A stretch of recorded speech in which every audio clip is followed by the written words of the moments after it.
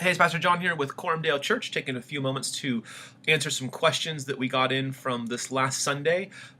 We were dealing with the issue of the love of money and generosity, and we touched on the issue of giving and tithing, and we also invited people to ask questions through texting or through Connect cards, and so I want to take a moment to respond to one of those questions. The question is, should we tithe based on our gross income or net? Meaning, should we tithe based on what we get before taxes or after taxes? And it's a very, very common question. And if you are kind of immersed in Christian culture, you know that there are pastors, teachers, speakers, authors, Randy Alcorn comes to mind, who have very definite, strong opinions about the answer to that question. Let me try to address that based on what I think is most likely the context. And there are some assumptions here. So let me lay out the assumptions and then give what I think. A person who's asking this question is probably a person who is coming to terms with the principle of tithing, meaning that they probably don't give 10%. They didn't have that conviction or that understanding. And now maybe they're coming to that understanding. And what that means is that this person probably doesn't have a budget that's set around a tithe.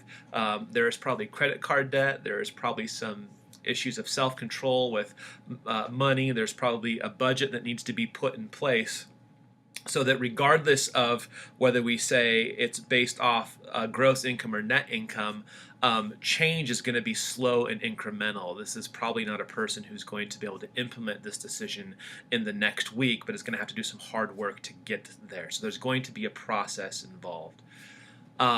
Second assumption is that, as we talked about on Sunday, is as we're wrestling with the scriptures and coming to an understanding, it seems to be that the tithe is not the ceiling or the goal. Like, that's not the benchmark, but rather the tithe is really where we want to start.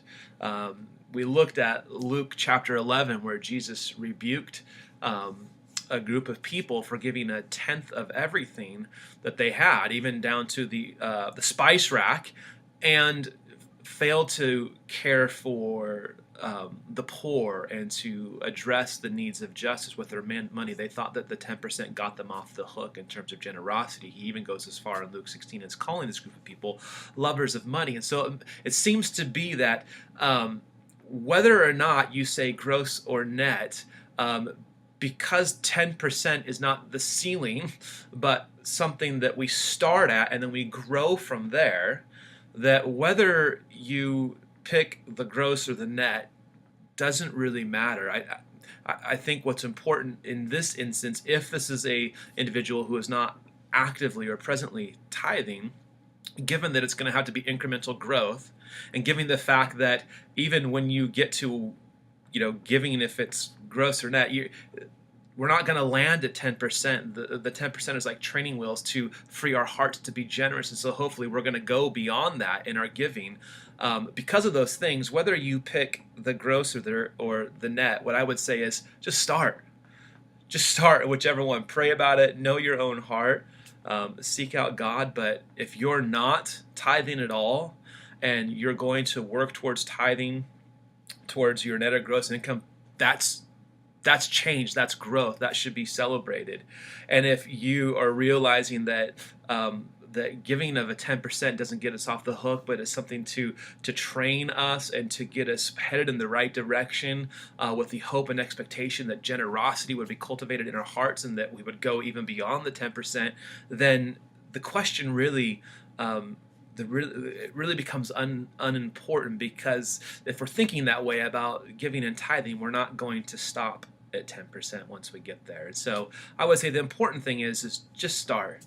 Just get going and do whatever steps you have to take to grow in obedience and to grow in joy in this area of your life. And as you get to one benchmark, you're going to enjoy that, and you're going to be able to continue to hopefully grow in your generosity. And there is not going to be an end to that. We'll keep coming before God and say, God, what would you have for us? So So the answer is, in some sense, a non-answer. I'm not going to say gross or net, but I'm going to say start taking steps and understand that when you eventually get to 10%, that there's going to be growth that goes even beyond that. So I hope that's helpful. If it's not, please, as always, let me know. John, Jon, at corumdalechurch.org. You can email me. You can approach me on a Sunday. You can ask another question on a comment card. You can post a question on this video, whatever. I really want to be helpful, and so let me know how I can do that, and hope to see you this Sunday. All right.